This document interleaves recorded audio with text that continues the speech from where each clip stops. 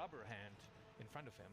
And what happens in this illusion is that this real hand representation, let me move on, otherwise you will not listen and just look at the video. He knows humans too well. So the hidden hand is normally where, of course, our hand is represented and felt as my hand. There's, however, this visual hand, this other representation in the brain, and the visual hand representation dominates whenever there is touch coming from two positions. Now, of course, normally when I feel touch, this is happening right where my real hand really is. But the simple experiment shows if I put the hand away and put another cue, a visual hand, not even looking like a hand, at the corresponding position, and there's a touch cue applied visually on the fake hand, the rubber hand, and at the same time in the hidden hand, the brain starts believing that that's actually my hand. Now, of course, and yeah, this just to take to bring this message again. But what happens if we're using virtual reality in this sense, right? We could get rid of this virtual hand, of the pink glove, of the rubber hand, and we could now show virtual hands. Virtual hands of different color, virtual hands of different size, virtual hands. I need to change my in back to Ogremore. My colleagues have done exactly this kind of research. What we were interested in, if my hand is not where my physical hand really is, but I believe that this virtual hand is my own hand, could this come with benefits for pain, for chronic pain, for example? If my hand is painful and I create a virtual hand representation, can that override painful hand representations? And that's exactly what we're able to find in a number of studies. And what you can see here, that's quite profound. We didn't use a touch cue to represent the own body representation, but we illuminated the hand, as you can see here, with the heartbeats. Each heartbeat that we measured in each of these patients, and we illuminated the hand in synchronous fashion. So there's another somatic hand representation, which we decrease by showing a cardiacally enhanced virtual hand, because that's again something you can do in virtual reality. You can create entirely new links that people have not been exposed to. So the nice findings in that study were that the pain was immediately decreased in a chronic pain patient, and also that the force, so the usage of that hand, which is decreased in pain conditions, also increased. So two other examples here, and I see that my time is moving quickly. So artificial hands, prosthetic devices for amputee patients. We've also shown that VR is an amazing technology where future prosthetic limbs should not just be able to carry out simple movements, but they should feel just like a real hand. And again, augmented reality here can be used, for example, to illuminate the hand under certain conditions. Again, imagine a cardiovisual stimulation like I've just shown you before. This is very versatile technology to enable therapies like this, these immersive therapies, because not only hand therapies, but also for the face, particularly for the leg, these stimulations can be combined as well. Three other messages. First of all, I mentioned it already, can be personalized. It can also be combined with many other Actually, one moment. We're going to listen to something else. I'm not getting anything out of this right now. Carried out. Again, the virtual reality technology we developed can be done in the clinic. Well, that's not entirely true, but I'm not getting enough out of it right now. Which is very important. We want patients to carry out many of these continuous. And I know of another video that I want to watch. What really I'm passionate about, these applications are very important, but XR is a basic research technology. Neuroscience needs XR in order to study consciousness and how the body is represented in the brain. So we've taken the rubber hand illusion. Remember, this was the hidden hand where the touch cue was applied at the same time then with the virtual hand. What we've done here is that we link a touch cue again that cannot be seen on the back of our subjects. And then while the subjects were feeling then even if you multiply it by a sine wave of the exact same frequency, 2-meter distance, and now something very similar happens. Before, the brain had to weigh, where am I, at the hidden hand or the visual hand? And here, something similar has to happen. Am I standing here where I perceive the touch cue, or standing over there 2 meters in front? Okay, let's watch this. The algorithm that changed the world. The most important algorithm of all time, the fast Fourier transform, or FFT. I mean, you use it all the time, including right now to watch this video, and it's used in radar and sonar, 5G and Wi-Fi. Basically, anytime a signal is processed, there's a good chance that a fast Fourier transform is involved.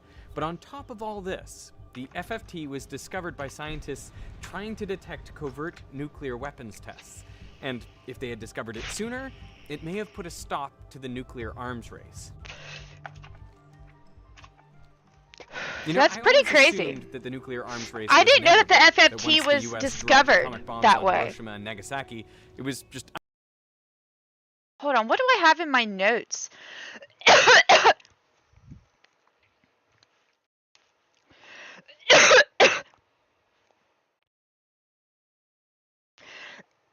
Excuse me.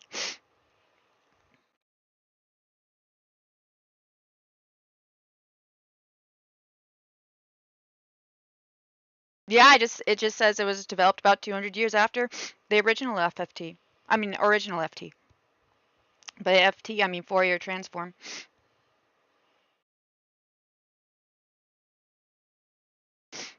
A little over 200 years.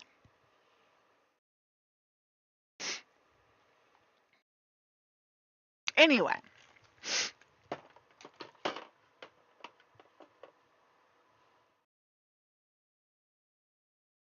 Unavoidable that all the other major powers would develop nukes.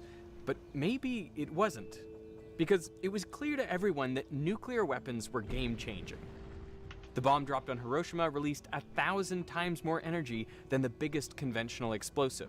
So other countries were rightfully conventional explosives? At the end of the war... I thought the convention... Well, never mind. I was going to make a joke, but I couldn't think of it in time. Canada and the UK requested a meeting to discuss what would be done about nuclear weapons. And contrary to what I expected, the US was actually open to these discussions. They realized that they wouldn't be the only nation with nukes for long. So they offered to decommission all their nuclear weapons if other nations would pledge never to make them. This was known as the Baruch Plan.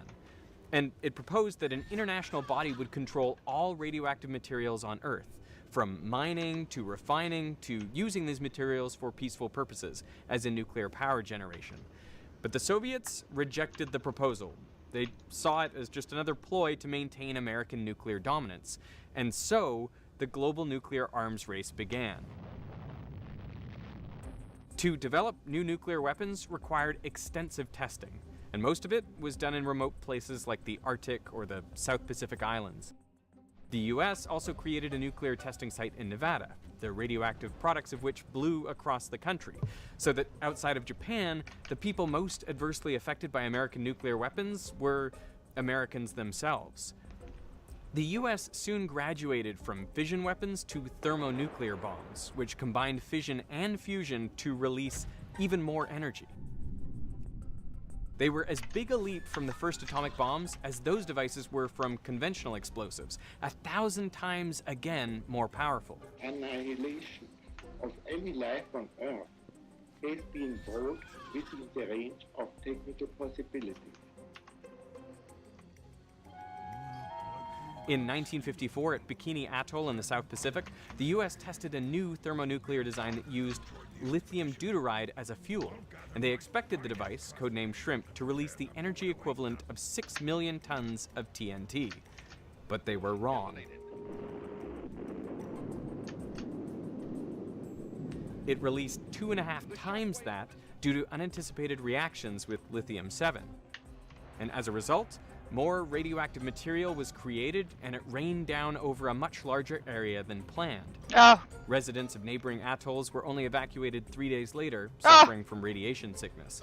Oh no. And further east, the 23 crew of a Japanese fishing boat were caught in a flurry of radioactive white ash. And by that evening, they were suffering from acute radiation syndrome. One of the crew died from ensuing complications 6 months later.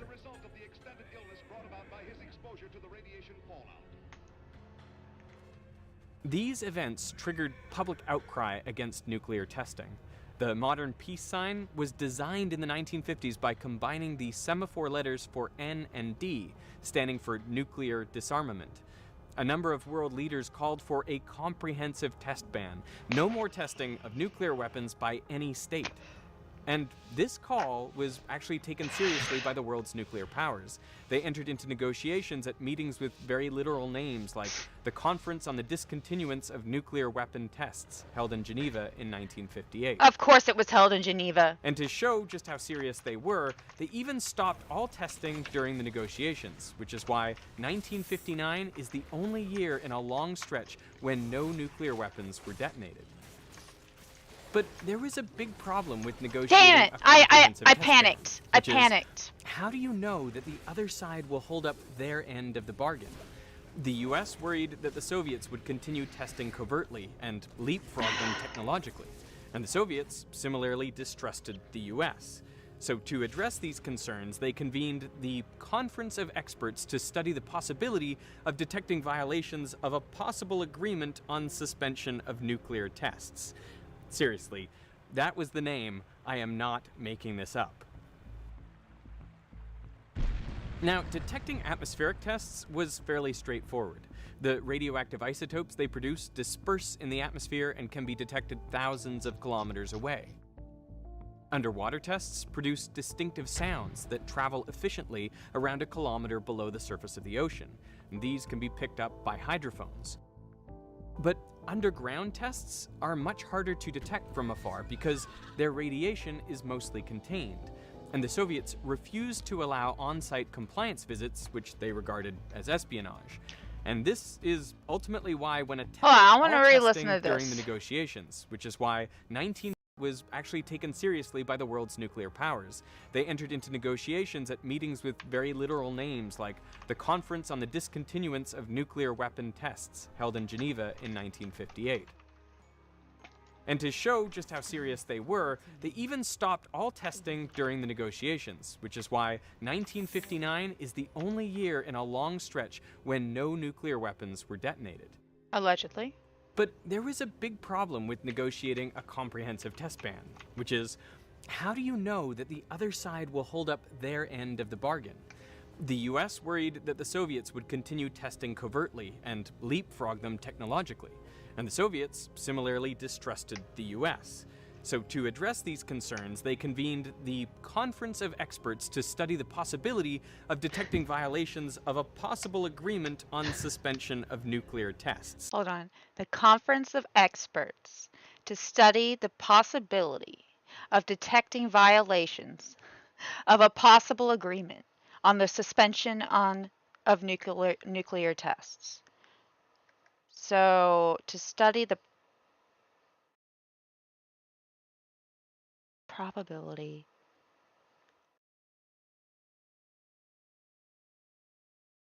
to study the probability that you'll detect a violation of something, or detecting a violation of assumingly an assumed agreement. No, but we don't know that there is going to be an agreement. The possible agreement, so there's a possible agreement, but there's not an official agreement.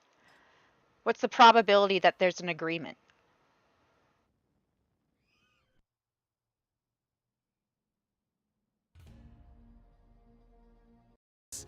Seriously, that was the name. I am not making this up. I believe him. I believe that. Detecting atmospheric tests was fairly straightforward. The radioactive isotopes they produce disperse in the atmosphere and can be detected thousands of kilometers away. Underwater tests produce distinctive sounds that travel efficiently around a kilometer below the surface of the ocean, and these can be picked up by hydrophones.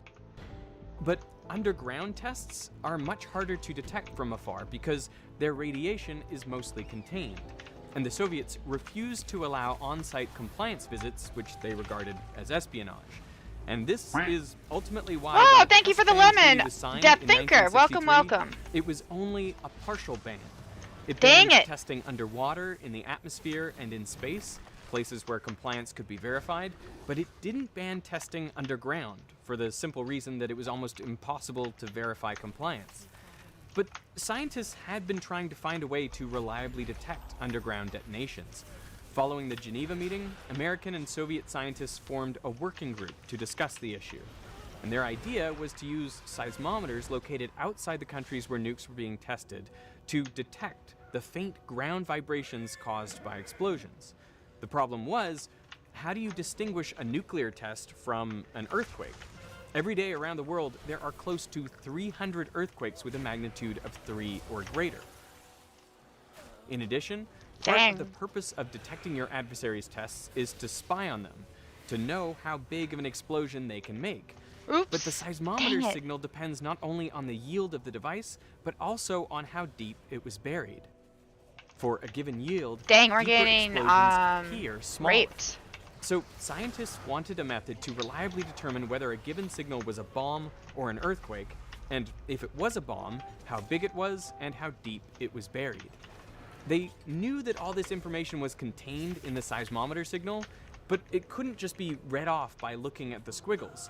They needed to know how much of different frequencies were present, which meant they needed to take a Fourier transform. I'm all right. It's a night. A Fourier transform is a way of decomposing it's a signal another into day. pure It's sine another waves, day. each with its own amplitude and frequency that add to Found make it out up. some heavy This news. seems a bit like But I magic, don't want to go since into the it sum right of a set of now. sine waves can look arbitrarily complicated Because, you and know, nothing like its component parts. there's nothing I can do about There said are heavy some news elegant right ways to now, understand so how Fourier transforms I don't work. want to Shout think out about the it. I awesome want to video think by about True Blue Umbrella. Fourier But transforms. I want to take more of a brute force approach. If you want to know how much of a particular sine wave is in a signal, just multiply the signal by the sine wave at each point, and then add up the area under the curve. As a simple example, say our signal Integrals. is just a sine wave Right, with a certain Dallas? frequency. But pretend we don't know that, and we're trying to figure out which sine waves add to make it up. Well, if you multiply this signal by a sine wave of an arbitrary frequency, the two waves are uncorrelated. You're just as likely to find places where they have the same sign, both positive or both negative, as where they have opposite signs. And therefore, when you multiply them together, the area above the x-axis is equal to the area below the x-axis, so these areas add up to 0, which means that frequency sine wave is not a part of your signal. And this will be true for almost all frequencies you could try, assuming you're looking over a long enough time frame. This is The very only profound exception stuff. is if the frequency of the sine wave exactly matches that How are of the you, Death signal. Thinker? Now these waves are correlated, so their product is always positive, and so is the area under the curve. That indicates that this sine wave is part of our signal. And this trick works even if the signal is composed of a bunch of different frequencies. If the sine wave's frequency is one of the components of the signal, it will correlate with the signal, producing a non-zero area. And the size of this area tells you the relative amplitude of that frequency sine wave in the signal. Repeat this process for all frequencies of sine waves, and you get the frequency spectrum, essentially which frequencies are present and in what proportions. Now, so far, I've only talked about sine waves, but if the Oh, signal Dallas, is a please don't do cosine that on my wave, bed. then even if you multiply it by a sine wave to the Overall, exact same better. I frequency, haven't been feeling the well. area Been under the feeling curve will be lightheaded and 0. dizzy, but I'm drinking more So water for and each taking an frequency, iron we tablet. Very actually good. need to multiply by a sine wave and a cosine Well, I'm wave, sorry to and hear find the that. amplitudes for each. Is that a common The thing you ratio of these experience? amplitudes indicates the Dallas. phase of the signal. That is, how much it's shifted to the left or to the right. You can calculate these sine and cosine amplitudes separately, or you can use Euler's formula, so you only need to multiply your signal by one exponential term. Then the real part of the sum is the cosine amplitude, and the imaginary part is the sine amplitude. Yeah, that's pretty sexy stuff right there. Actually, I'm gonna write that one down just really fast. Here.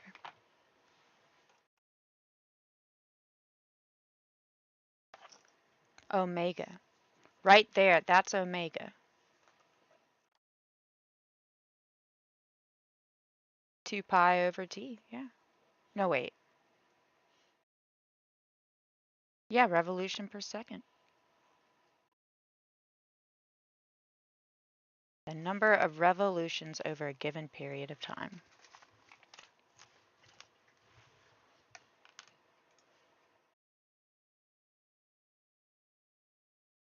Not all been having oh, ew. You might want to go see a doctor. But I mean, like, I've realized that's the most generic advice anybody could possibly give. Yeah. Your projects? What are your projects? Dallas, come on! Don't do that on the bed.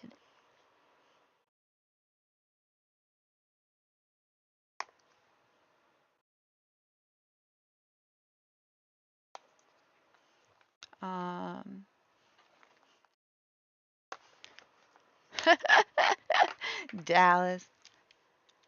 Hold on, y'all. I'm just writing this down really fast. I like, it's nothing that, you know, just setting x to 2 pi f t is just really helpful for me.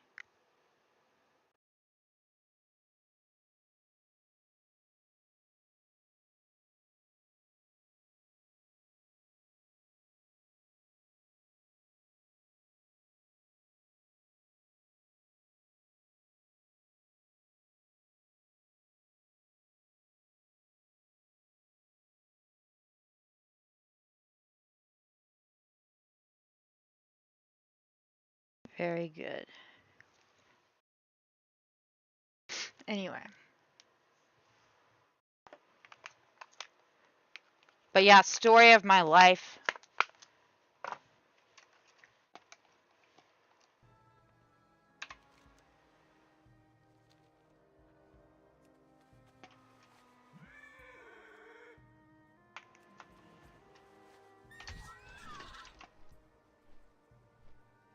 Whoops.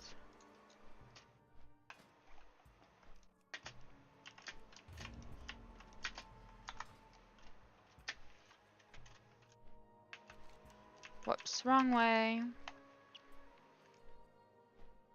Aw, poor bear. I'm not mad at you.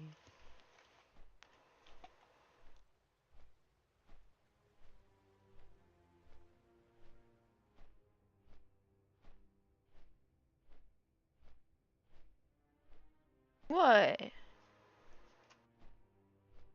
I don't know what you want. Wee.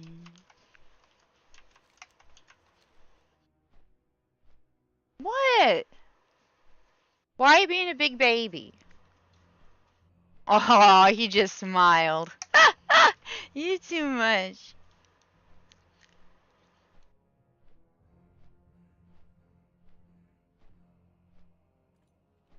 No, we're not gonna do that right now. I'm not getting in the bed. He wants to snuggle. Spirits be with you. I can't play my game from there, Dallas.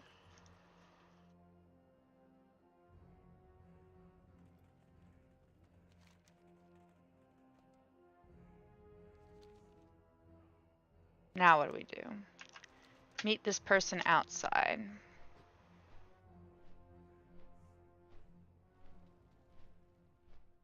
Oh, yeah.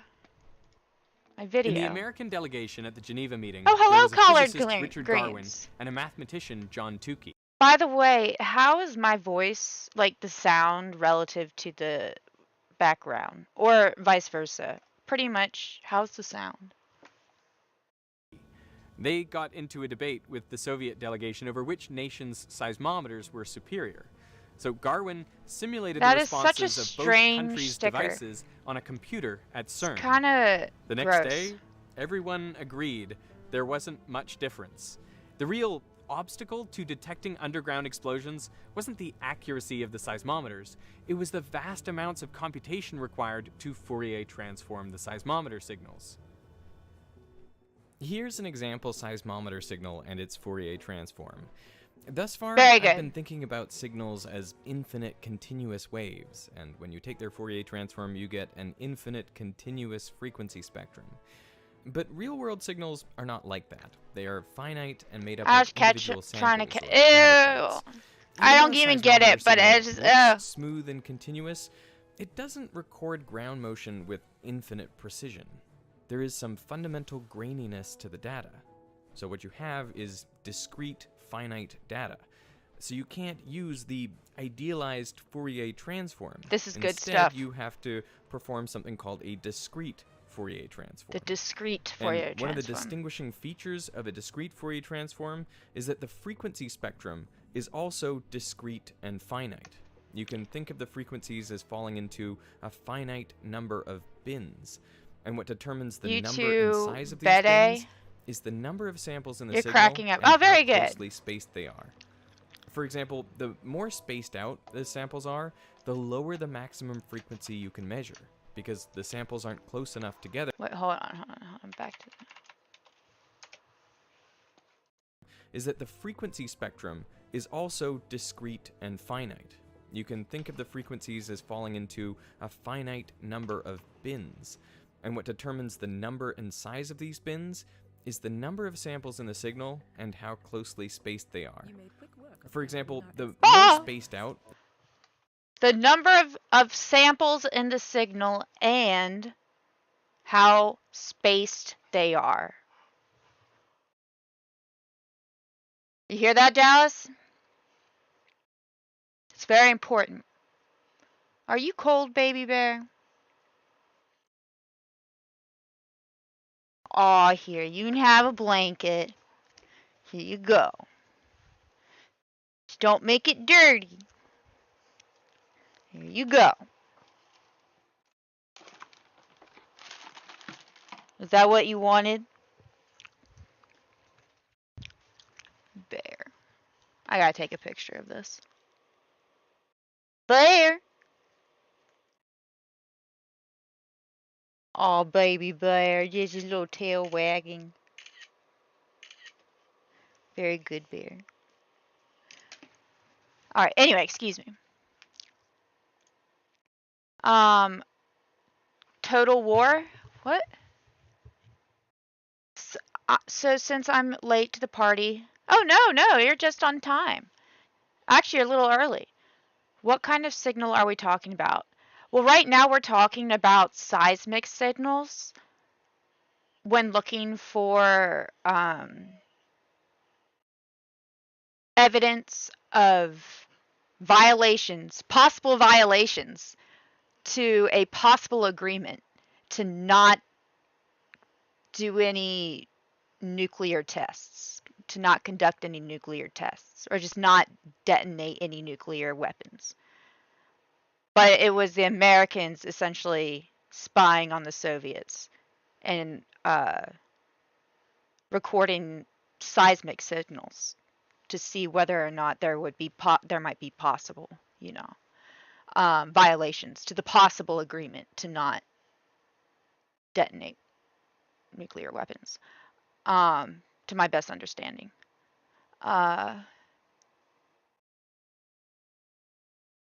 Well, you know what, though? This would apply to something like radio frequencies, though. But no, we're talking about, I guess, oscillations in, like, material, the Earth's material, like mechanical waves, to the best of my, or to my understanding anyway. I just heard gunshots from my house. Well, yeah, it happens. You don't have to live in the hood to hear gunshots. But yeah. Definitely more likely. Well, pretty much the college near here, which actually I didn't even go to that college, but I had a boyfriend who went to this college. And all the students kind of like, there's this area where it's a mix of college students, most of them from Nova. So a bunch of rich white kids. But not necessarily. And, people of color who are lower income.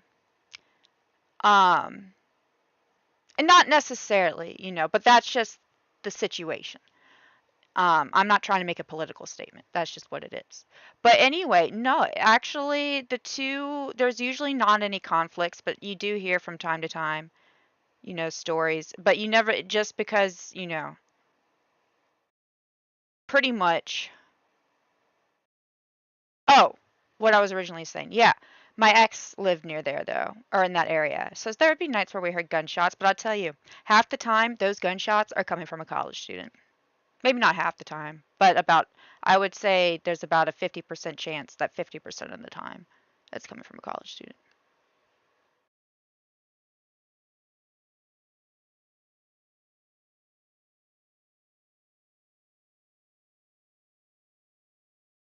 Actually, I knew the person who I was dating at the time. Yeah, I won't say who it was, but yeah, somebody who lived in that house would go and shoot his gun, or he at least did that twice when he got really drunk and upset. And there was another house I used to party at. I won't say who it was, but he would go out when he got really upset, shoot his gun there. I did not like that. And he only did it like a handful of times, but dude. You know those bullets are going to come down, right?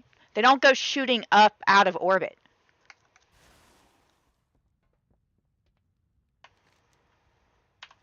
And I feel like air resistance ain't going to slow him down that much.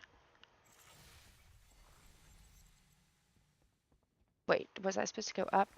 You made quick work of gathering our expedition members. I admire efficiency. But anyway, that's what we're listening to. And here, I can link you it. It's Veritasium. I wouldn't know what country gunshots sound like. I haven't had enough experience with that. The samples are, the lower the maximum frequency you can measure, because the samples aren't close enough together to capture high frequency oscillations. Now, I realize that's like, kind of like, it's intuitive and it's like, oh, yeah, of course. But that's actually something that's, at least for me, can be easy to like forget to appreciate and then just forget entirely. Is that what you want?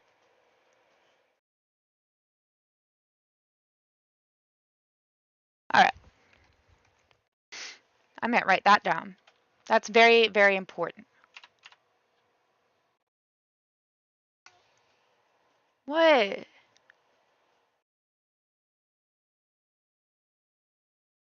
No. I don't know what it is you want, but no. Here. You want a treat? I found out he has cancer too. Everybody's fucking dying. Gosh. Spaced out the samples are, the lower the maximum. The more spaced out the samples. So these are, I guess, samples of data taken over time.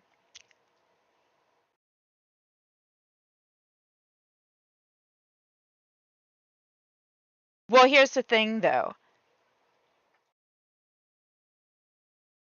The velocity of the penny when it like hits the ground, I feel like that's going to be slower than the velocity or the speed or either of the bullet when it hits the ground. Because wouldn't that initial velocity that it has coming out of the gun cause it to go? Actually, well, that would be the question though. How high up in the air does the bullet go? Anybody know the answer to that question? Put a good spin on it. I don't know how much that would contribute either. Rotational kinetic stuff. Very good, you guys. I like what we're doing here. I like these thinking. Hold on. I want to write this down also.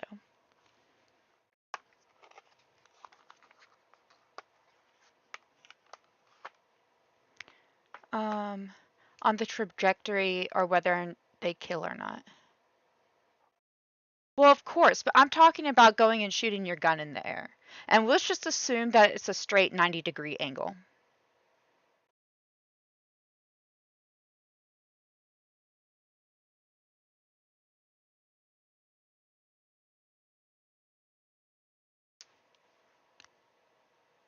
In other words, the force of gravity points in the same direction. It's parallel to the motion of the what's it called? Bullet and/or penny. And also, how much does air resistance play a factor? We gather today to see which of these bandits, these These goons! have the right to call themselves true Galterans. Only the last one standing will ever Not if it's going at the same velocity that it was going when it likely won't be a left the gun. So keep your distance, eh? Now, are we ready? What is this? What am I doing? Oh, we're doing it on arena. I don't have a target. I need a target.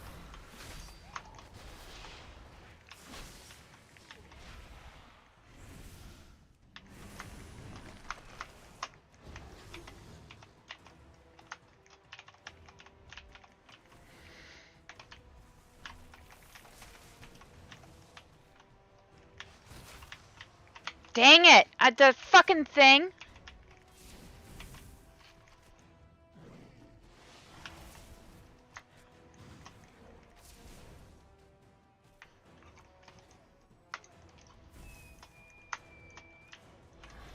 Dude, what the fuck? How am I not dead yet? I'm sorry, Dallas. I didn't mean to get upset. Anyway. It won't do shit from a straight down drop, but if it's an arc, it will kill for a long ways. I think that it either one applies. Well, it's probably going to come back straight down. But again, I guess when I say how much does air resistance play a factor,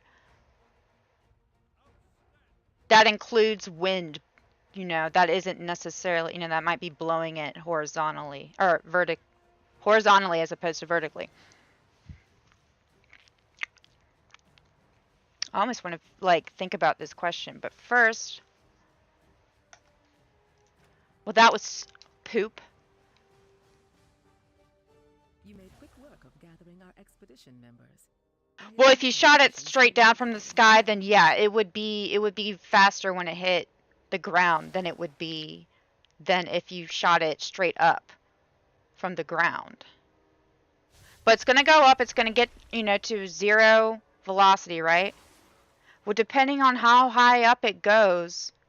No, I feel like, okay, let's negate any air resistance, all right? Let's just pretend there's no air resistance. If that bullet is going up, the only thing that causes it to slow down is the force of gravity. All right? Because the force of gravity is causing it to, or rather, it's the thing only force resisting it. So yeah, it's causing it to slow down. And then when it gets to 0 acceleration upwards, force of gravity starts to speed it up because it starts going in the same direction that gravity points in. And as it continues to fall, it continues to accelerate, or it continues to speed up. Its acceleration will stay constant. But here's my thing. The force causing it to slow down, the gravitational force that causes it to slow down, the difference in, I guess you could say, potential energy is going to be the same for the distance traveled going up as the distance traveled going down.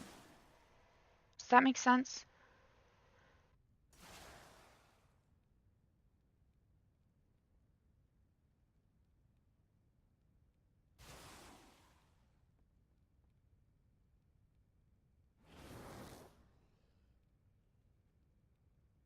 I don't know if rotation of the Earth would have any effect, would it? Rotation of the Earth is essentially... Well, anyway. No, these are good points.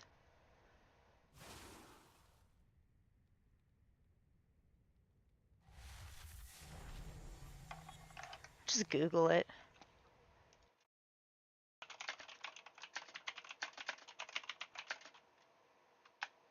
And when you say terminal velocity, do you mean final velocity?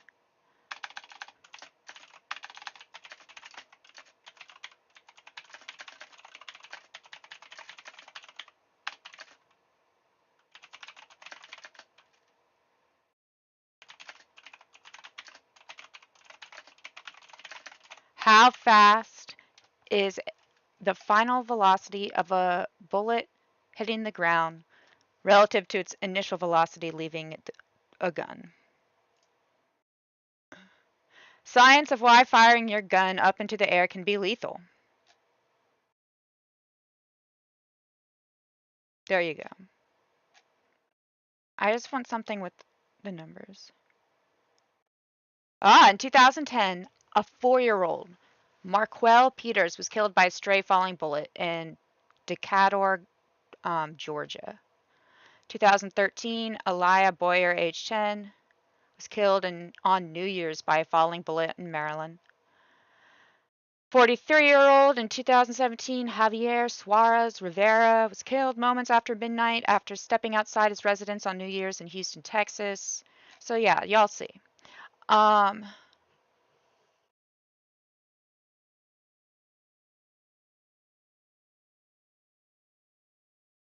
A bullet fired up in the air doesn't cease to be dangerous just because it's out of sight. Typically between 20 and 90 seconds later, but up to 2 full minutes, it will eventually come down. 2 full minutes? My question is, how high up can it go now? How high up does a bullet travel before falling down? And I realized we could calculate this ourselves if we really wanted to. Wait, I just clicked on that.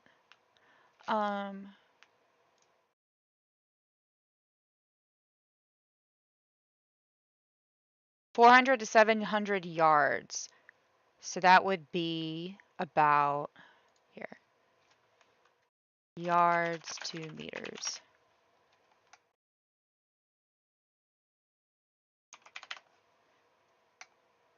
$365.76 meters to 640.08 meters. And let's see here. How tall is the Empire State Building in meters? I'm trying to think more along the lines of meters as opposed to feet. 443.2 meters. Interesting.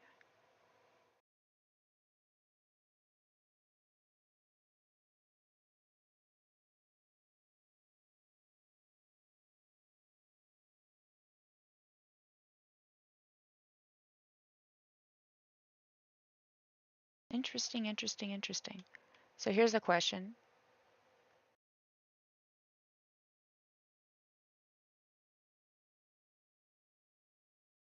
Are we dropping the penny from the antenna or from the from just the top of the building? Or just the top floor? Well, here's the question. Here, I'm just typing in. How fast is the final velocity of a penny dropped from the Empire State Building? And also, what's the mass of a penny relative to a bullet?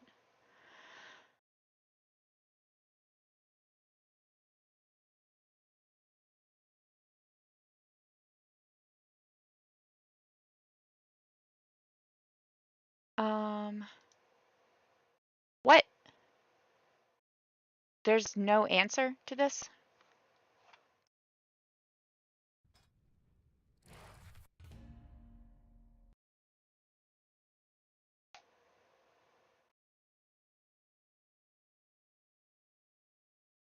According to physics, this is not the case.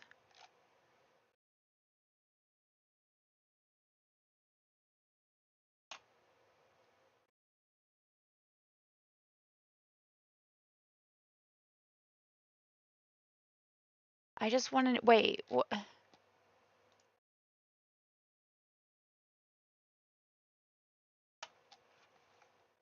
How?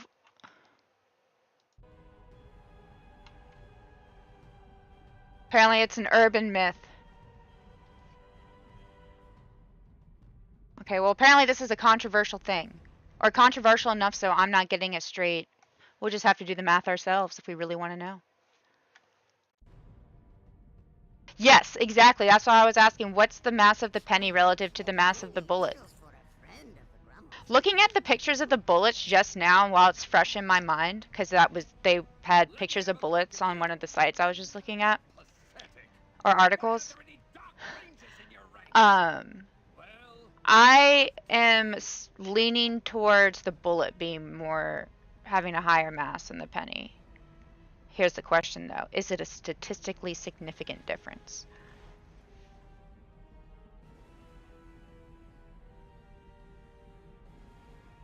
No, there's a difference between statistical significance and meaningful difference. Yeah, I would say so as well. It is your duty to secure it in the name of the Dark Lady. Dark Lady, watch over you. Collect every bit of azurite and leave nothing for the Alliance to find. I trust that isn't too hard to grasp. Down there, azurite! Take it for our war chief. Should those Alliance get in your way, litter the beach with their...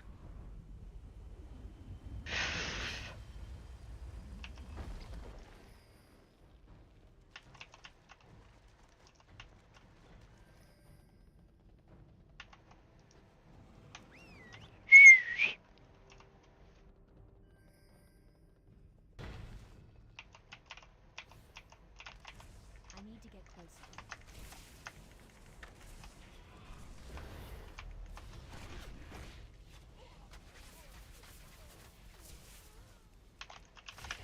I need to target something first. Ah!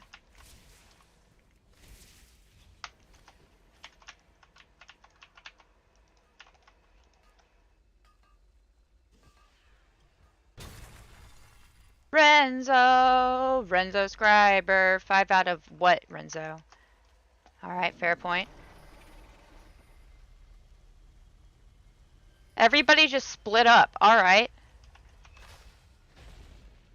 I'm gonna stay with the druid.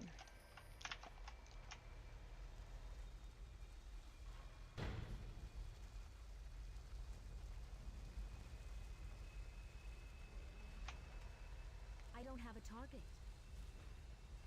I don't have a target. Alright, y'all, what are we doing?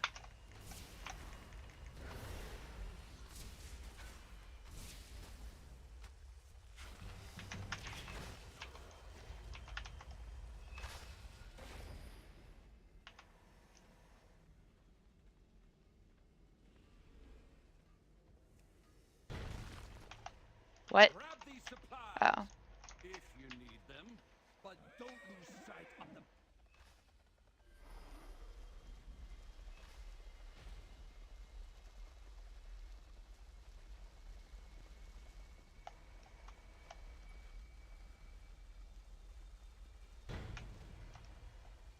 There are more azurite eruptions around this blasted island. Check your map to... Yeah, alright, well, never mind. You know what? Fuck this. I'm going this way.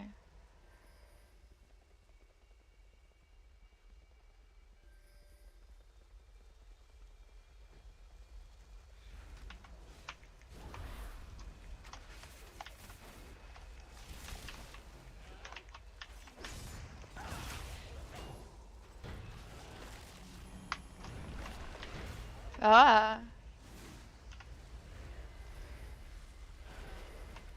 Dude, what the fuck?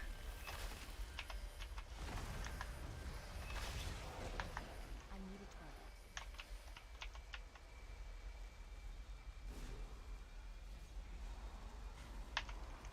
I need to target something first. I need a target.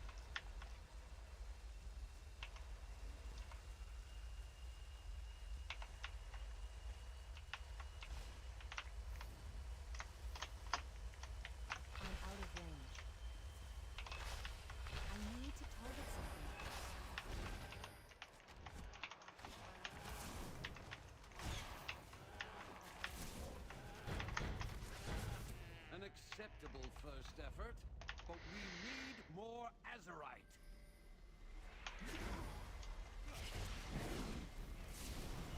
I don't have a target.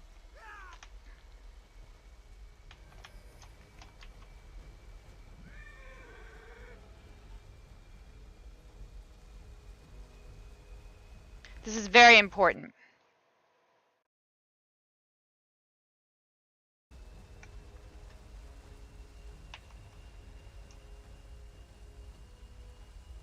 I don't know why I just said that, but I felt the need to communicate that I thought this was very important. Or I think that it is. Wait, we can mine more?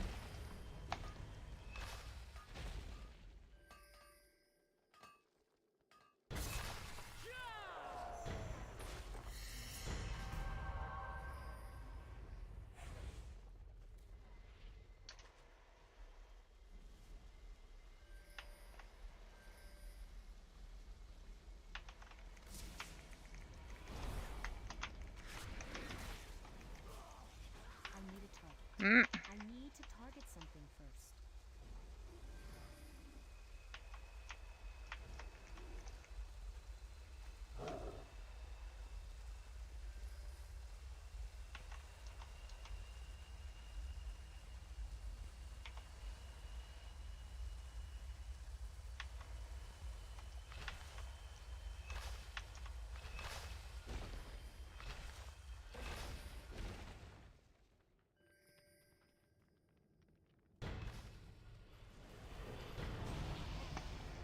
Hoo-hoo.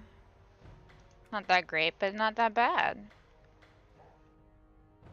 You made quick work of gathering our expedition members. Did I? New talent point. Let's see here.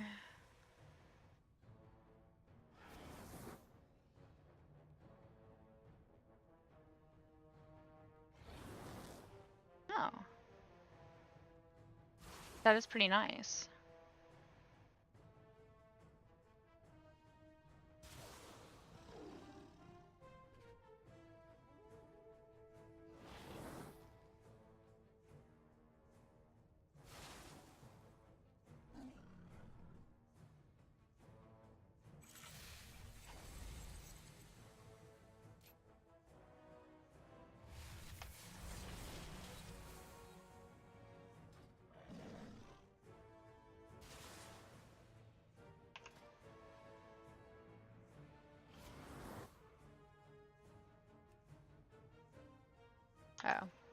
Oh.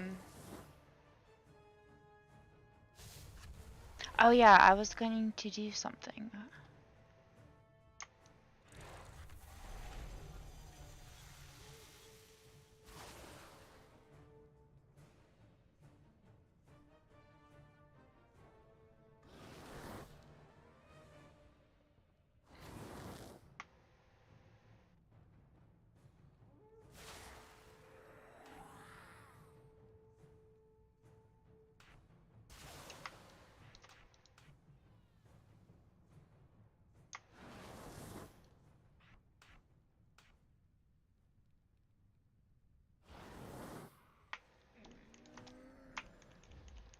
That is healing my pet. Or why don't I just change it to over there though? Heal pet, heal pet, heal pet, heal pet. Heal me, heal me, heal pet. Very good. Whoops.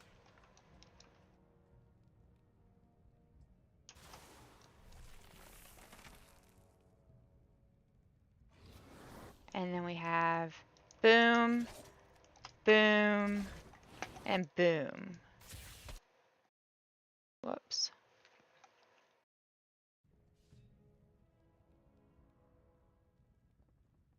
What does that one do again?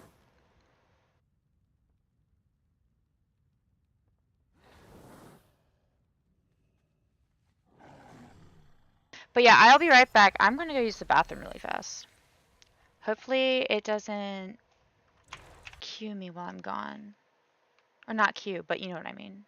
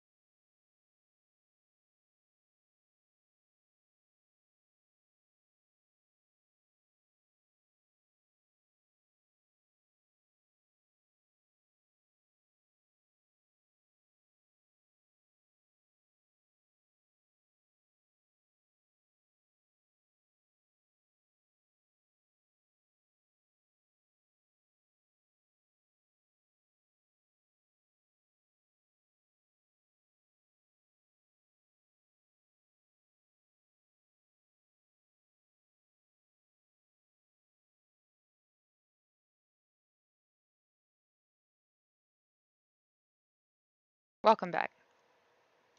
Whoops.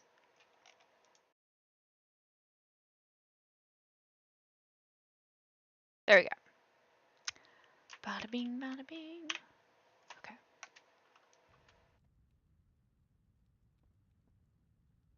Maximum frequency you can measure, because the samples aren't close enough together to. Oh no.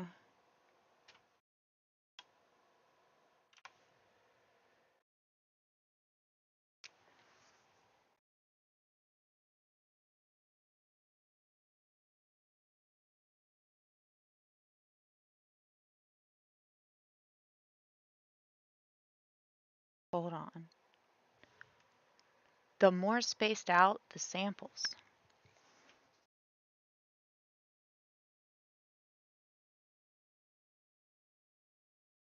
Which makes sense. So the lower your delta T, or no, the higher your delta T, the lower your maximum omega that you can measure.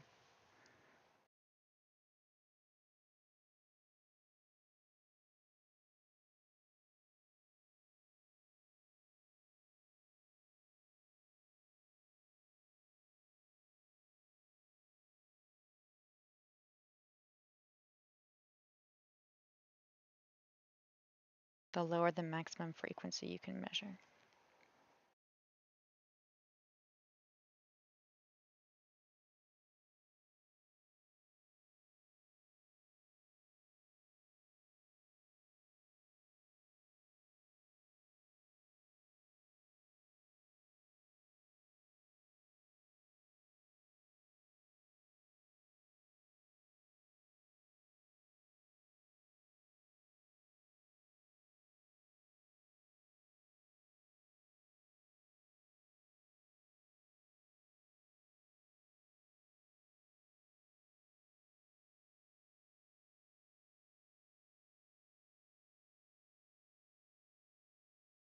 Very good.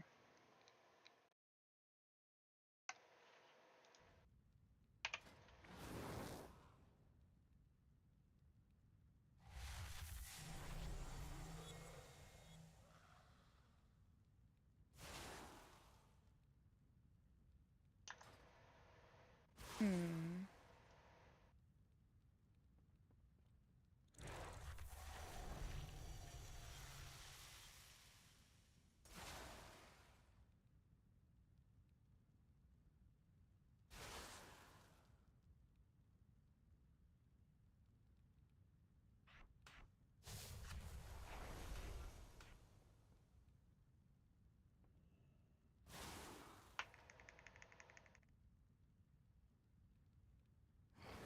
I think I can get behind that.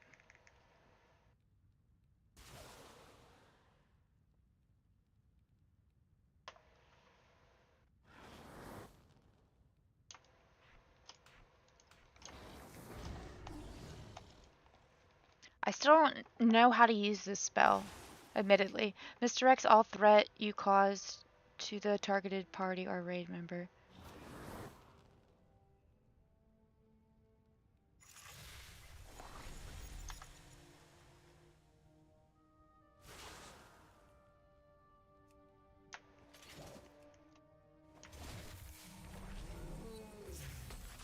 What does that one do again?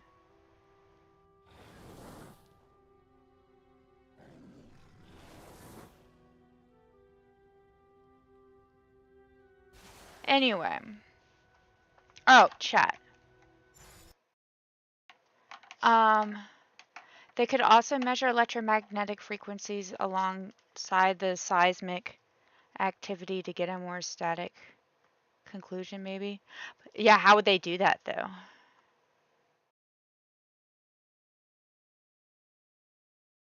But I like how you're thinking. I don't know, maybe that's possible. I'm asking, like, you. How would you do that? Honestly, I don't even know how they measured the seismic frequencies, to be perfectly honest. But apparently, well, actually, he does. I think he mentions a few methods used to measure these things. the lower the maximum frequency you can measure, because the samples aren't close enough together to capture high-frequency oscillation. So the samples aren't close enough together, or they won't be close enough together to capture the high frequency oscillations. I'm going to write that down too. It's good stuff.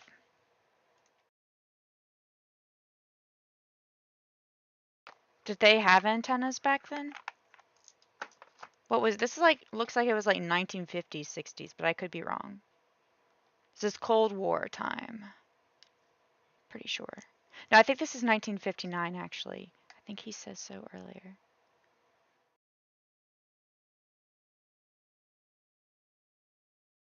Okay, yeah. Thank you, thank you. Hold on, let me just write that down, because that's good too. Euler, Euler, Euler, Euler, Euler.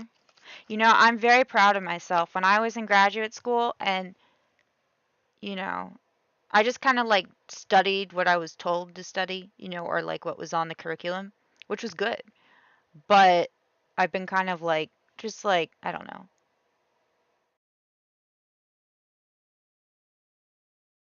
I didn't really, not that I get the big picture now, but I like didn't even like really think about the big picture that much.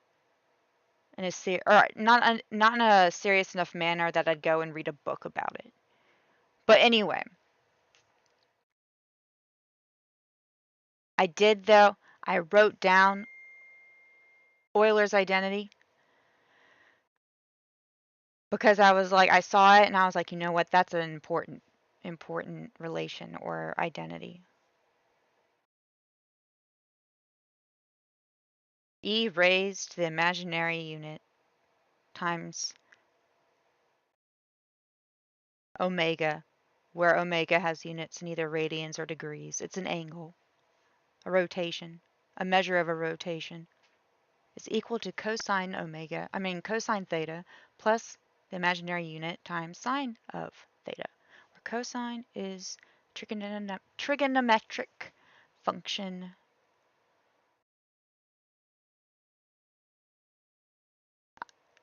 That is based on cosine equals or adjacent over hypotenuse.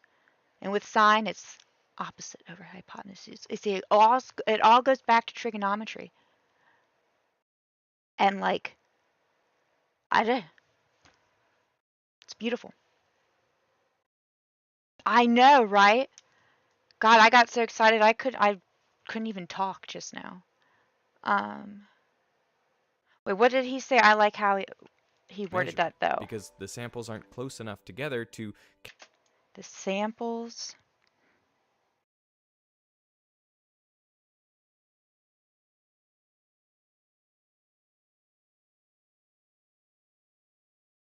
aren't close enough together to capture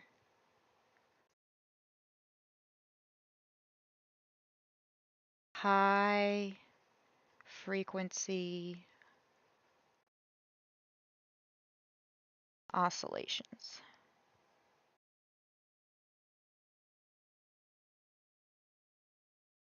Very good. It is interesting. Thank you for your appreciation.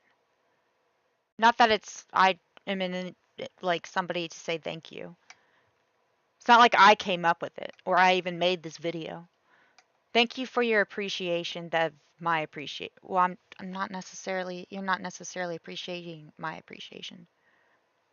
You appreciate something that I appreciate. So I appreciate your appreciation. How about that? Capture high frequency oscillations. The shorter the duration of the signal, the harder it is to tell similar frequencies apart. So the shorter the duration of the signal, the more difficult it is to tell similar of the signal, the harder it is to tell. I'm going to write that one down too. My goodness. The shorter the duration of the signal, the more difficult to tell similar frequencies apart.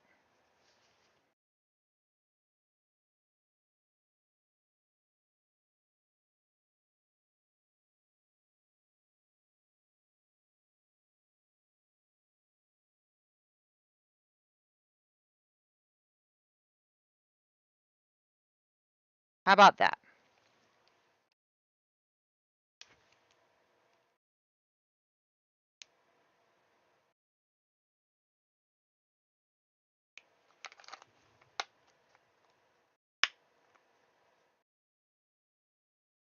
I need to think of a place to write these notes where y'all have access to them.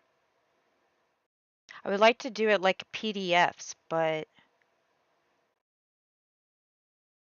anyway, I'm not going to worry about that right now. It'd be better. I don't know. I need to get back into coding.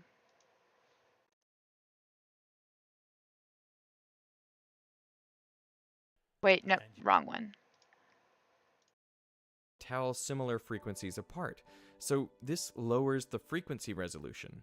The shorter the signal, the wider each frequency bin is. The lowest non-zero frequency you can effectively measure is one whose period is equal to the duration of the signal. I like And that. Obviously, but I like that. Hold on. Hold on. Dude, I need to write these things down on my text editor thing. Not now. All right, let's see here. You know what? Hold on, everybody. Let's take a little break from World of Warcraft. Well, let me turn this in, though, first. Have you anything new to research? A surprise attack! Oh, it's Khadgar! Who's this handsome wizard? Oh, no. Oh, it's just a cinematic. Well, perfect stopping point.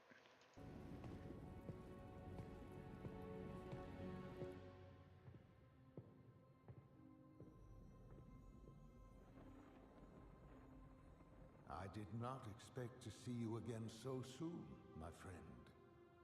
After you'd answered the call of the Isles. Something has happened, Khadgar. Something terrible. Kalecgos, tell me. It all happened so quickly. And Rathian, young as he is, bravely or perhaps foolishly tried to stop it.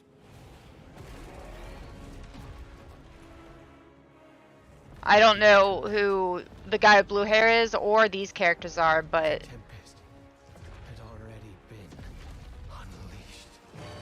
Oh, that's terrifying. I don't like that.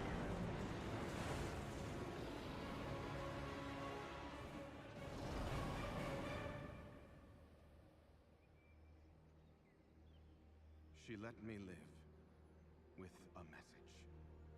They are coming to cleanse the world of the Titan's stain. Alexstrasza, who is she? What is she?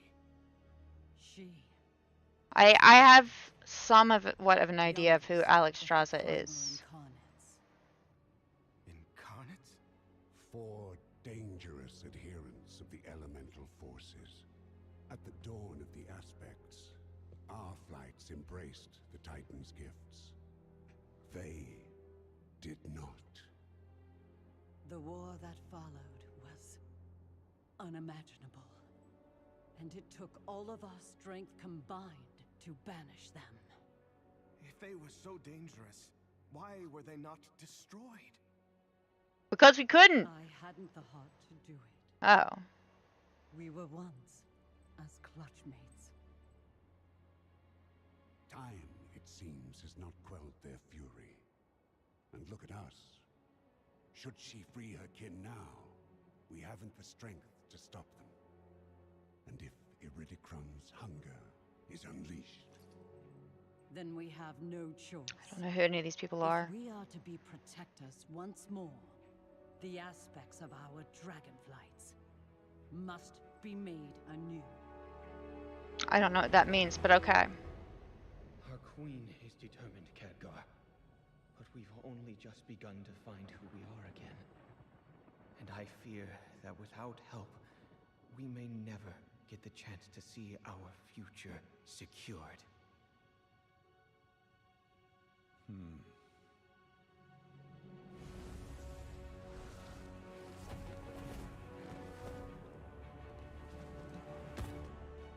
then it seems the mortal races too must answer the call and face the storms ahead. So what, Khadgar speaks for humans?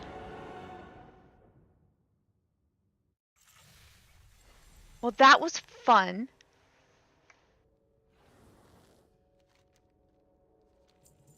Let's get to work. Who actually reads all the quests? I guess back in vanilla people did, but what about nowadays? Remember, there's magic in discovery. There is. Thank you. Quite well, friend.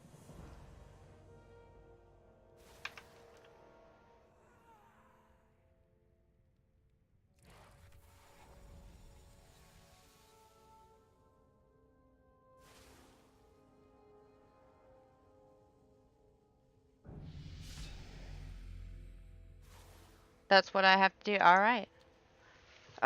Now I want to play.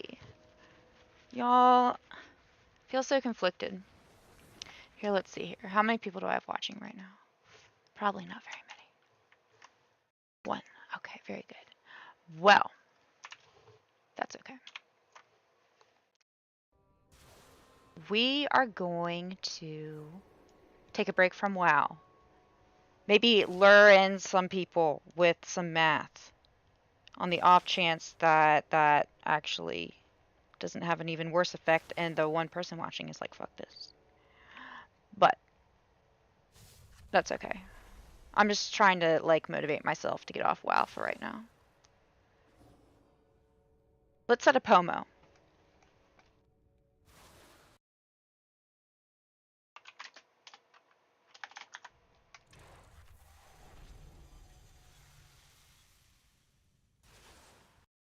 And also, let me just open this. Let's see here.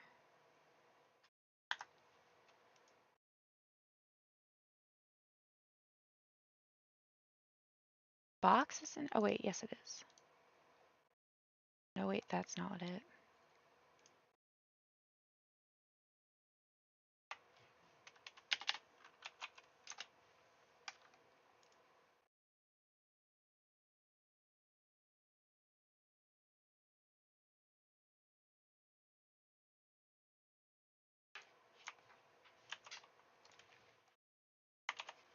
Whoops. All right. Very good. Now let's get here. Oh. Interesting. Anyway, I did not mean to open that up.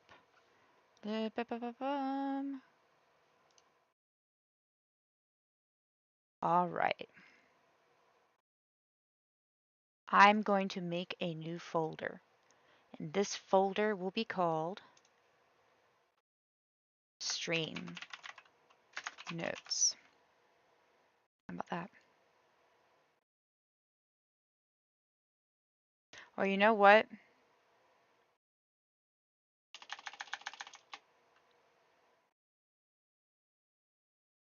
I'm just going to name it Scriber Experience. Streaming. I'll name it Streaming.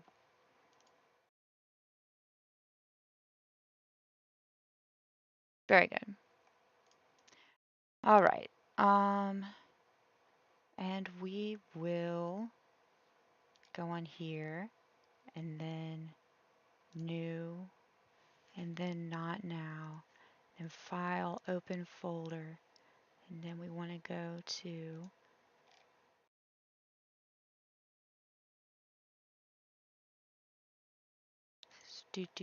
streaming, select folder, and then I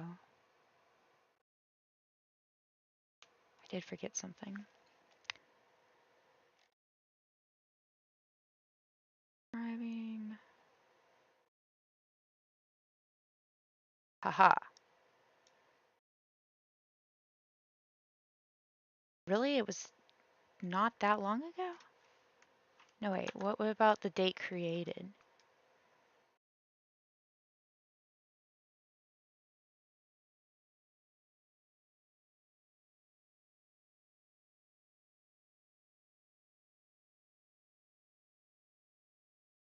One moment, everybody. Okay.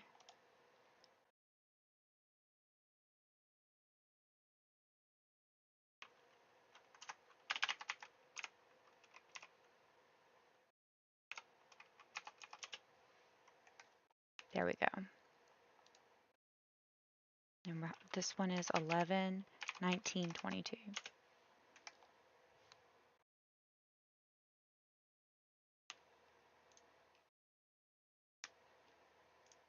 Wait one moment.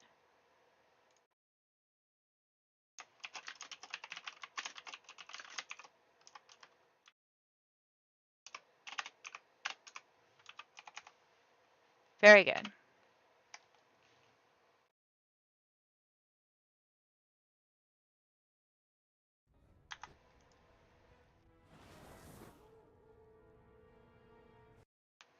And then let's go and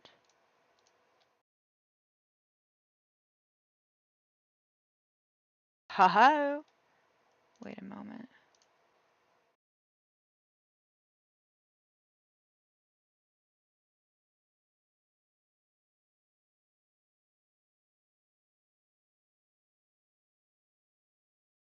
Let us work together.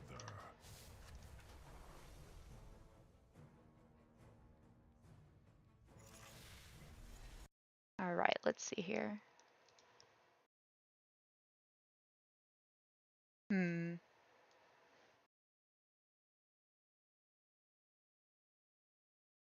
How about that?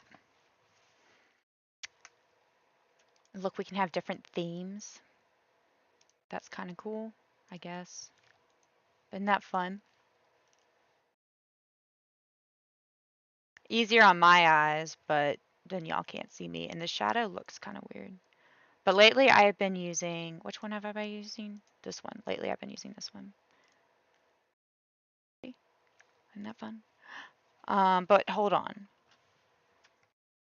I'm going to copy and paste this guy on here. Freaking love emojis. And actually, no, shit, we're going to do it like this. The algorithm that changed the world.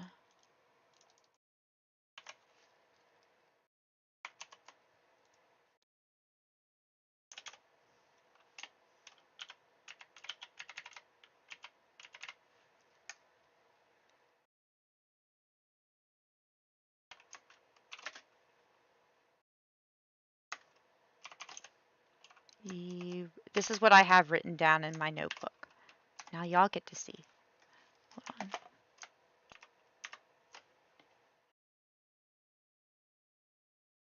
E raised to the 2 pi ft, oops, ft. I 2 pi ft. Making sure that I wrote that down as well. Equals cosine 2 pi times ft, whoops, plus the imaginary unit times sine of 2 pi ft. And then we can make note of the fact that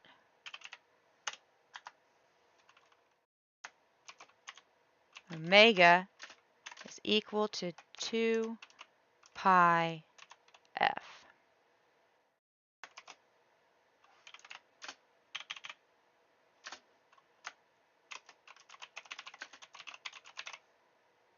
If I'm not mistaken, right?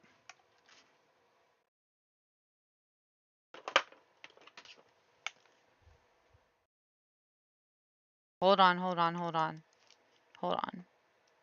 Before we make that assumption, I just want to make absolute sure. I know that I should know that. I apologize. But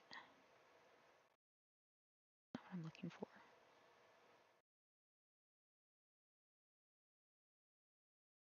Do.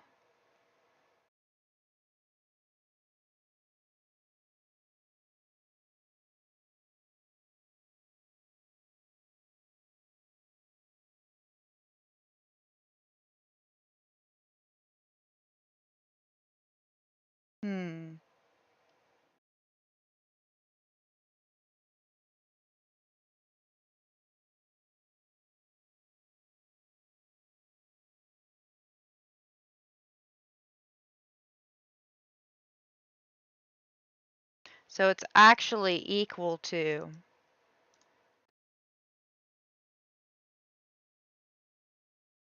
I guess it's technically, well, hold on.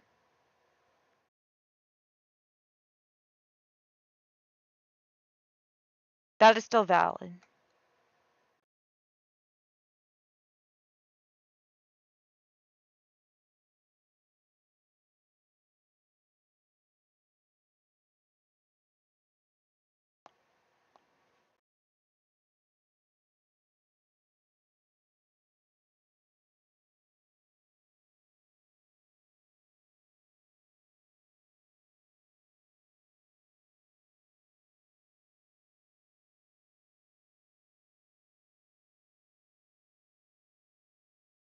One moment, everybody. Thank you for your patience.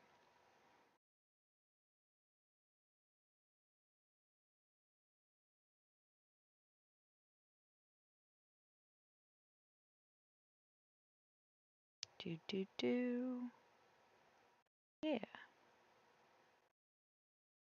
Angular displacement. Oh, wait, no. That's angular velocity. Yeah, rate at which an object changes its angle over time.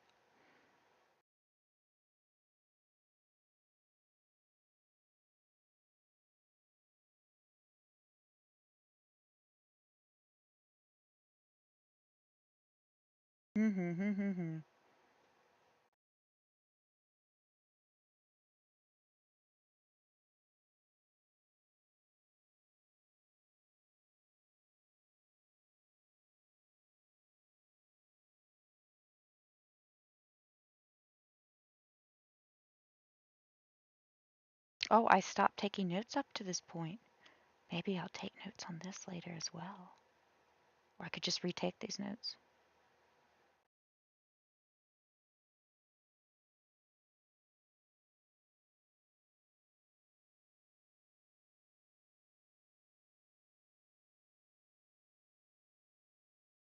So yeah, here we have units. What was the other one? I said that. Whatever.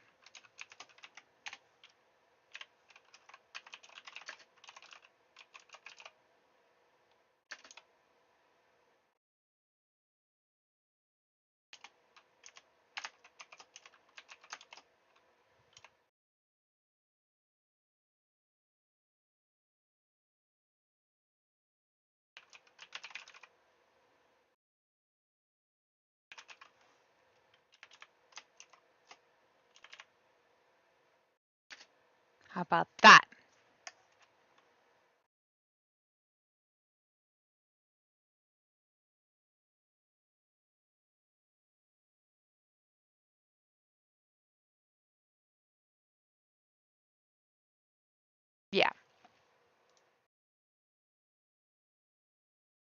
Where do you stream? Where all do I stream at? Right now I'm just on YouTube and DLive. I was debating about going back on Twitch tonight because I streamed on Twitch the other day and it was fun. But I'm afraid like to stream like multi-stream to Twitch too much because I'm affiliate with them. I'm not sure whether or not that is gonna like get me in trouble. Um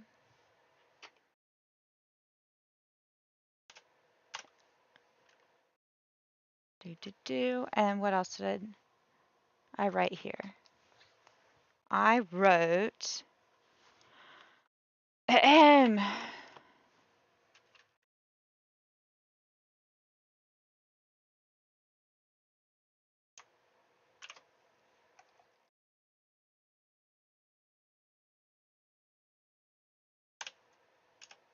whoops.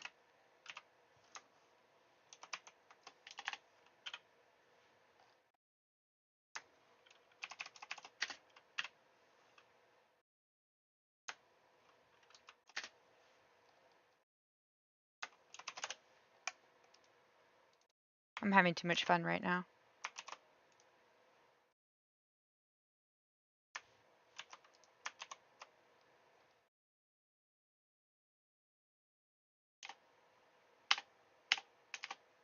Whoops.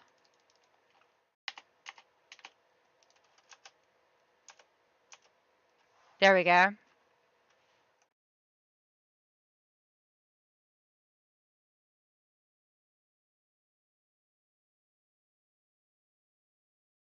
Or I could just do it like this.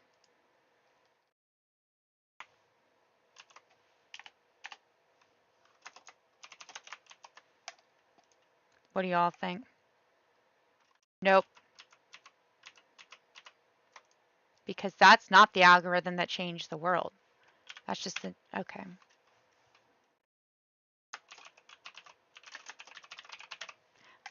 I'm thinking about streaming on there.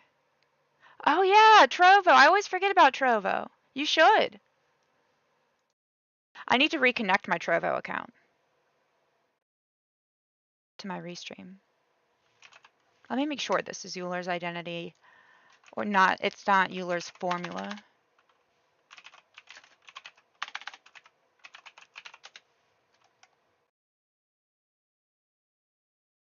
Okay, no, Euler's identity is this. So I guess it's Euler's formula. Here. We'll even write down Euler's formula as well. Why not?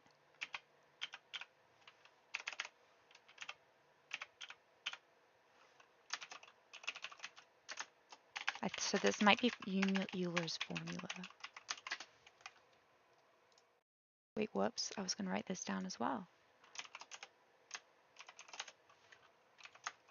It's e raised to the imaginary unit times pi plus 1 is equal to 0.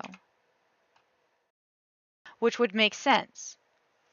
Because, in this case, or i.e., here.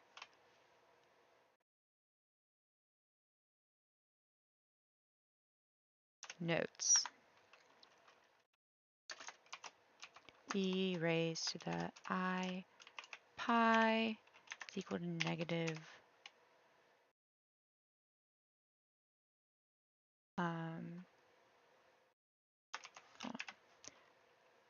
what's equal to negative 1. So here, we'll prove this. We have e raised to the I pi, well, you know what, how about this? E raised, wait, begin, align, end, align. Then we have e raised to the I pi is equal to cosine, oops, cosine of I, not I, Yeah. I mean, no. Cosine of just pi. My bad. Cosine of pi plus I sine of pi. All right. Can we all agree on that? Hold on. Have you ever played RuneScape? No, but I've heard of it. I'm searching so hard for a fun game to play, but everything just feels so blah. I feel you on that. I end up just streaming music while I sleep. You stream while you sleep? But I feel like I need the human interaction from streaming. I am agoraphobic, so I don't leave my house. Oh, hashtag relatable. But I'm not actually agoraphobic. That sucks though. Stream yourself hanging, like just talk. Or at least like, I don't know.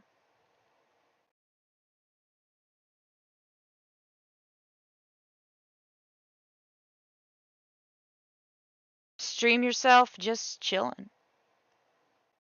Worst case scenario, nobody comes in your chat. And if that happens, just think to yourself, it happens to Renzo all the time. If it makes you feel any better.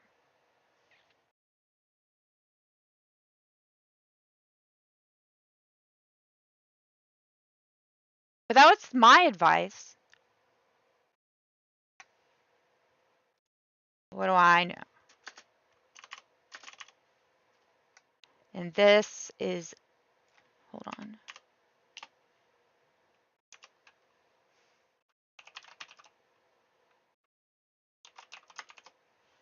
Is it under bar? No, it's not under bar. It's,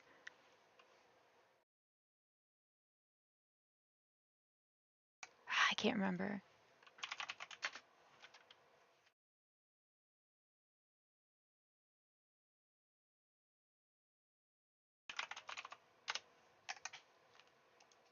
Man, I always forget this. Hold on, give me one moment. Under brace is what it's called. Thank goodness that was easy to find. Under brace is equal to -1 and under brace this guy is equal to 0.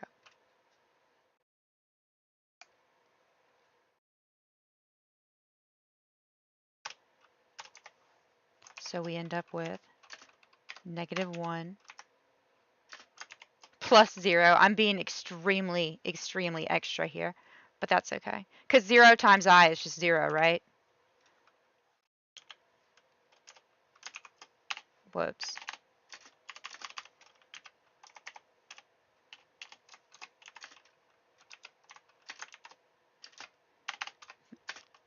But you know, whatever. Here, we'll just do it like that. It's equal to -1. And then we do bump, check. I loved being able to do that. It's so satisfying. How about that? We'll use the other check emoji. It goes better with it.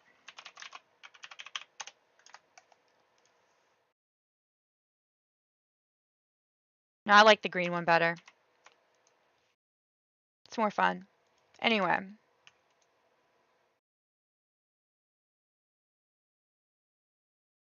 I had 9 viewers tonight at my max while I was streaming music.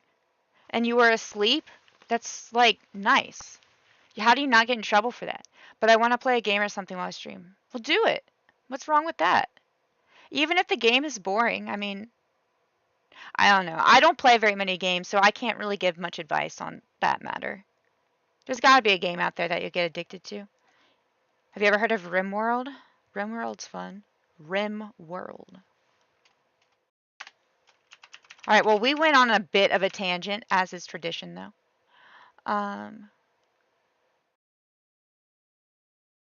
We'll even write this.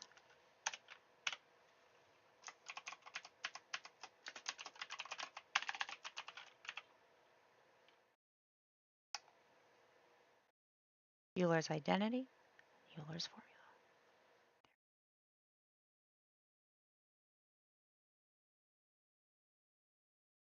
Oh, wow. Do you have RimWorld? All right, so here.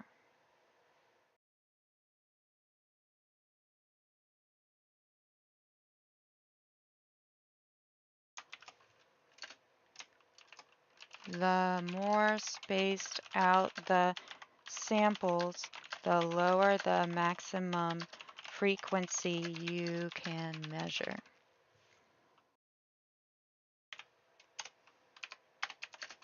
I.e. as delta t up arrow increases,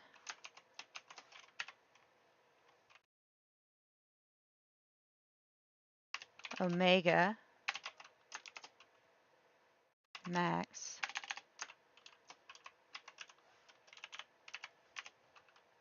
down arrow.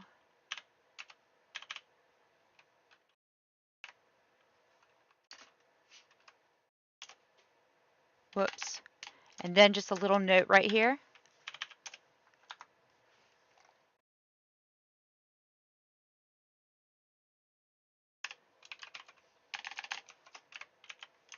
Omega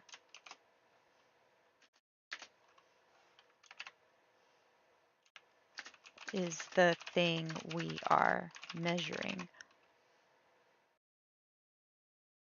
in this context. Seismic waves looking for the possibility of a possibility of violating the possible agreement to not conduct or not detonate nuclear weapons.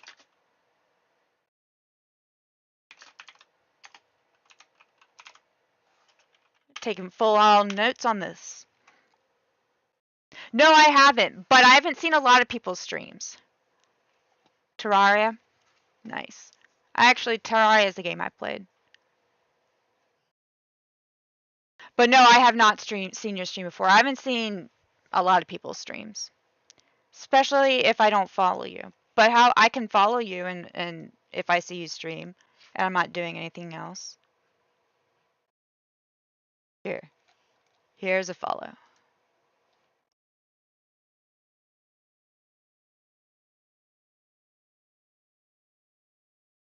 Very good.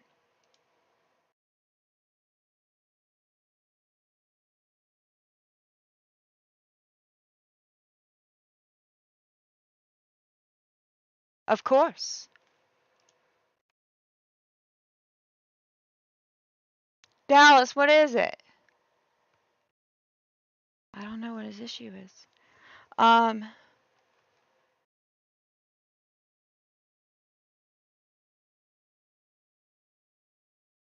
Hold on. I spelled capture wrong right here. What, you have to go?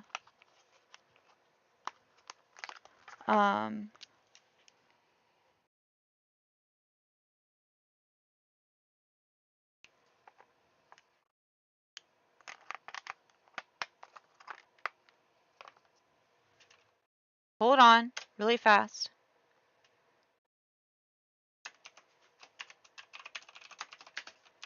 Samples.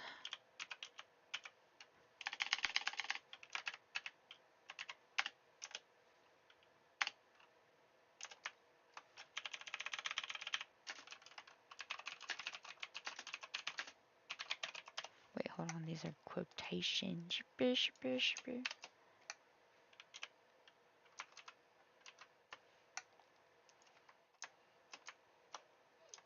Hold on. Whoops. Hold on, let me just type this out, Dallas. Capture high frequency oscillations. All right, I'll be right back, y'all.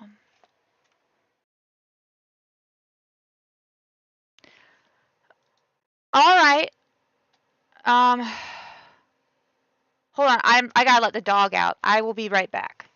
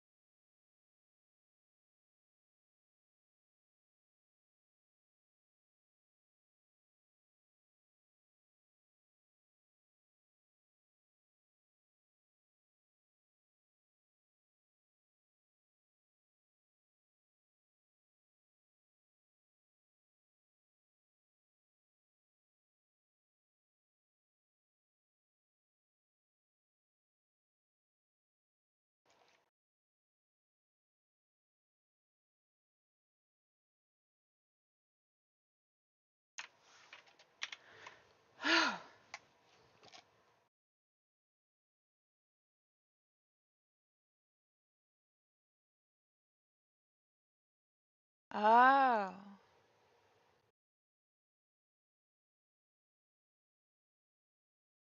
Interesting. Very interesting. Sleepy greens. Very interesting. I don't know quite what to make of it. Anyway. But yeah, no, that's cool. You had 9 people watching you the other day. While sleeping, that's living the dream. Oh yeah, samples aren't okay, very good. And then we have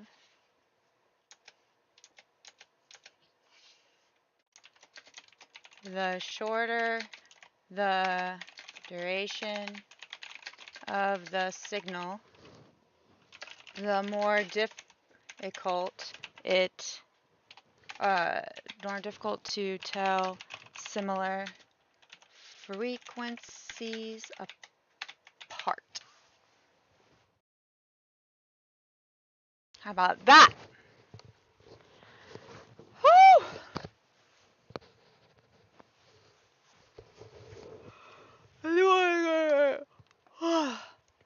Oh yeah.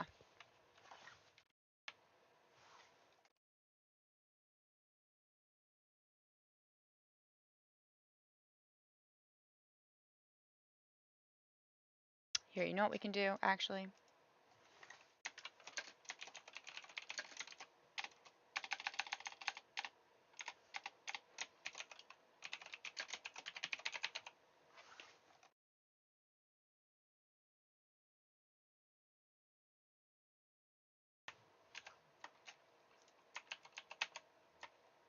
There we go.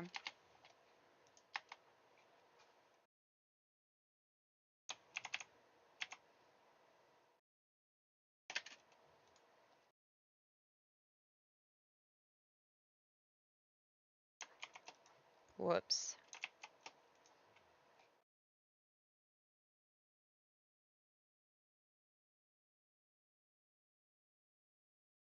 Oh yeah, we gotta make sure this is correct. Euler's formula. All right, that's the right one. All right.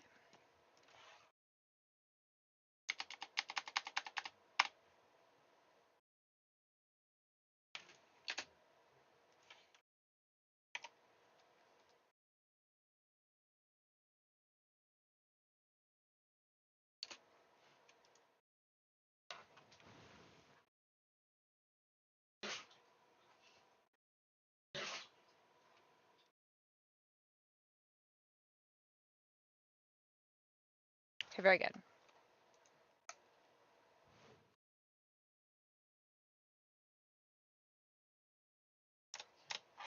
And then we have this last one, so far anyway. The lowest non-zero frequency you can effectively measure.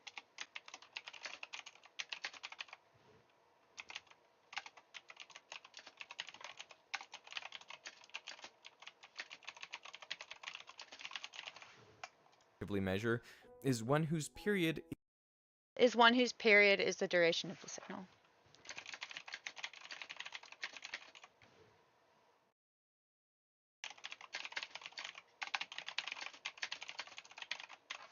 Helpful. is equal to the duration of the I signal. like how you worded And that. the higher frequency bins are just integer multiples of this frequency. Comet, welcome, so welcome. they fit 2, 3, 4, and so on periods in the duration of the signal.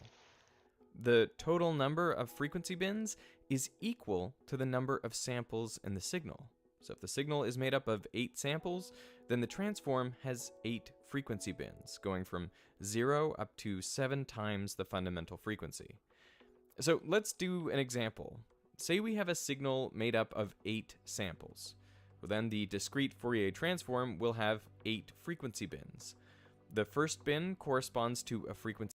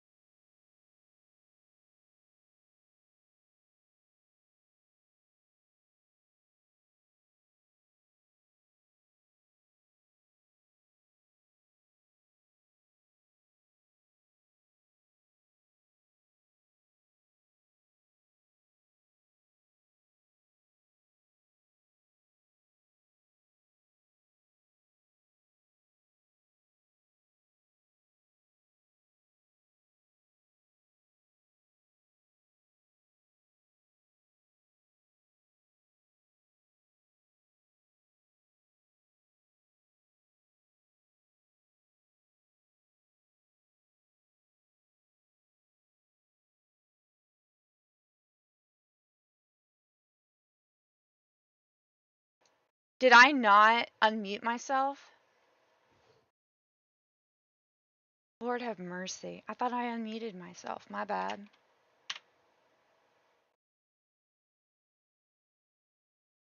My bad, y'all. My bad.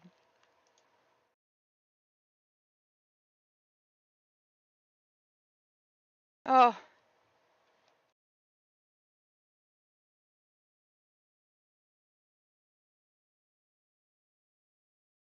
Hold on, y'all. Hold on.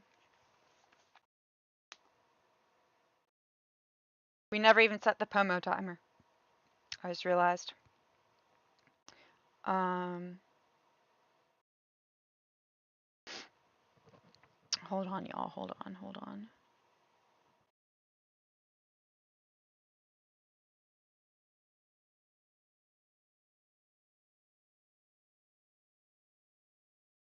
Let us walk through a statistics practice problem.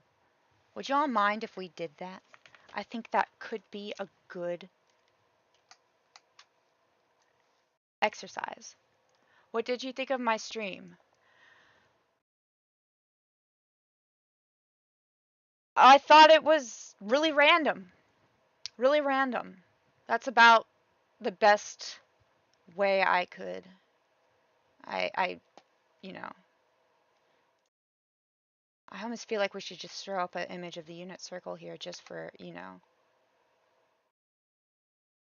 why not? Here's the question though, will y'all be able to see all my files? See all my porn?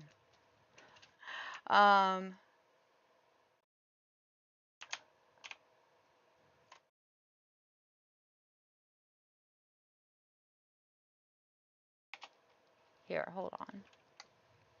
Let's see here.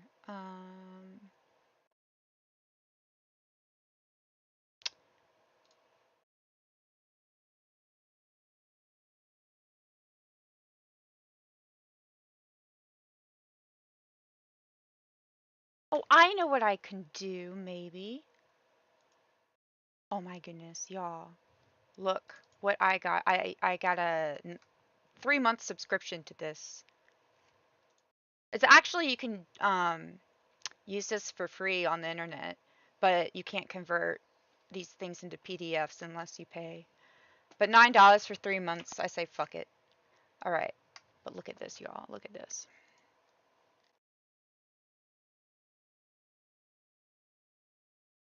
And let's go to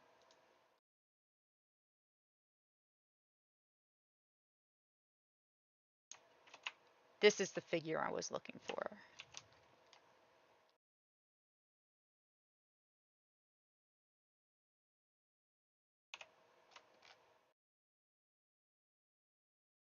Roaming.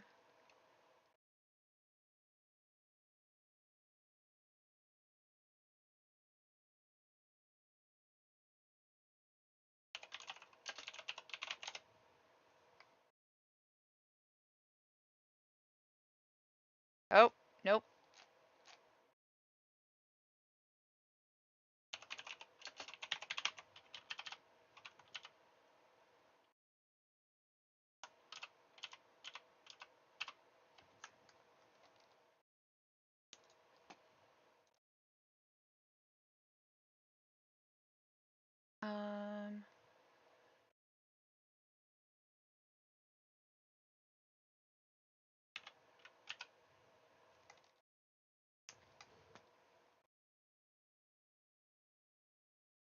But back to Typora. There we go. Here it is. But yeah, in case you're not convinced, if you look on the unit circle, which you can think of this axis as being the imaginary axis, and this axis as being the real axis.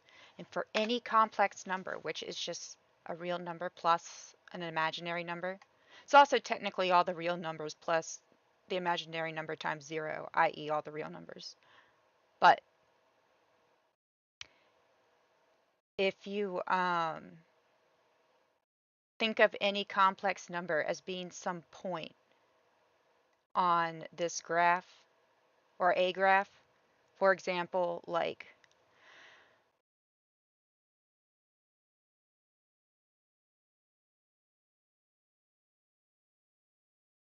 if you had a complex number, a plus b, then you can think of the coordinates a, b on the an xy graph as being the coordinates. What? I'm having a bad time explaining this now. Lots of prawns. What's the point? Ever ASMR on Twitch has become kinky. Dude, you know, I wouldn't be surprised if half of them are just bots that sound like they're looking things. Maybe, I don't know. Apparently it's easy to fool people with sex bots, so anyway.